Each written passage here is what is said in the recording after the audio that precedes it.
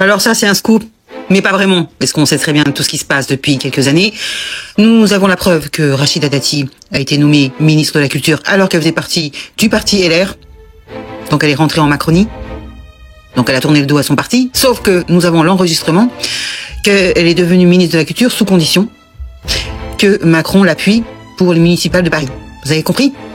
Et nous avons l'enregistrement où elle le dit clairement qu'elle a la condition suprême qu'il n'y aura pas de candidats très intéressants en face d'elle le jour des municipales pour qu'elle puisse gagner.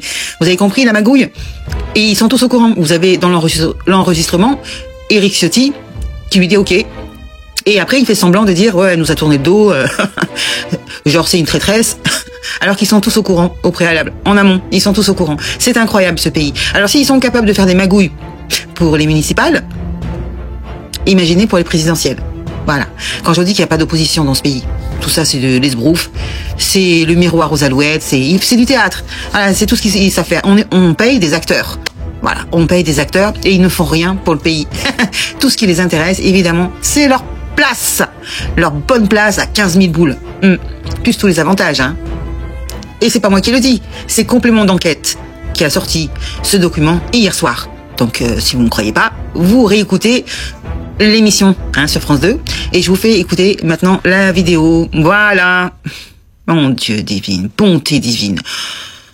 Tout arrangement électoral. Nous n'avons pas parlé de Paris, vous aurez du mal à me croire quand je vous dis ça, mais c'est vrai. Ma nomination comme ministre de la Culture, c'est un enjeu national.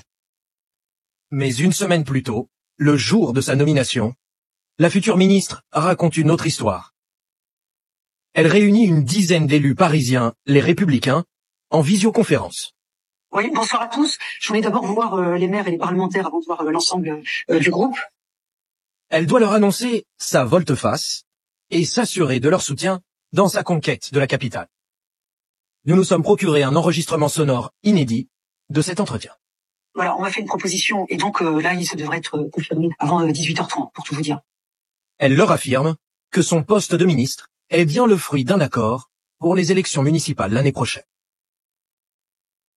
Il y a évidemment l'enjeu de la mairie de Paris, et donc j'ai l'assurance de l'enjeu de la mairie de Paris, et qu'on puisse gagner à Paris parce que c'est mon seul objectif. Moi, je vais rester LR, j'en ai discuté aussi avec Eric, et donc sur le groupe, moi je voulais avoir évidemment votre avis, les uns et les autres.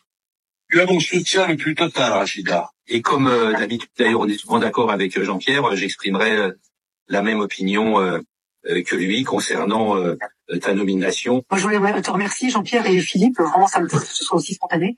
Et donc, on aura une assurance qui est un candidat unique et que l'alternance, on puisse la porter. Voilà. Ah oui.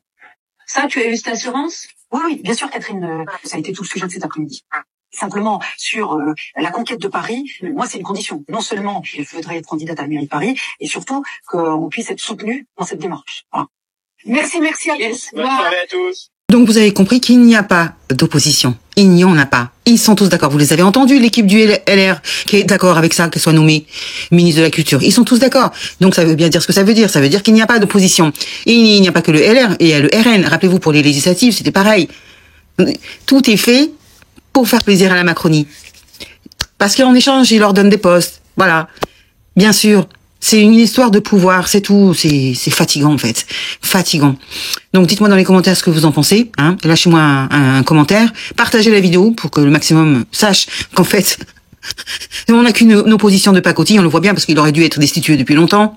Bayrou, c'est pareil, avec ses histoires de Betaram. Vous avez l'affaire Nestlé, qu'on étouffe. Non, franchement, le Mercosur avec l'Europe. Il se laisse faire avec le président brésilien. Enfin bon. Vous voyez bien qu'il y a un souci, il y a un gros souci quand même. Tous ces gens-là, ils ne sont pas là pour la collectivité, pour le peuple. On le voit clairement. Donc dites-moi ce que vous en pensez. Je vous dis à très bientôt. Salut les gueux, ciao.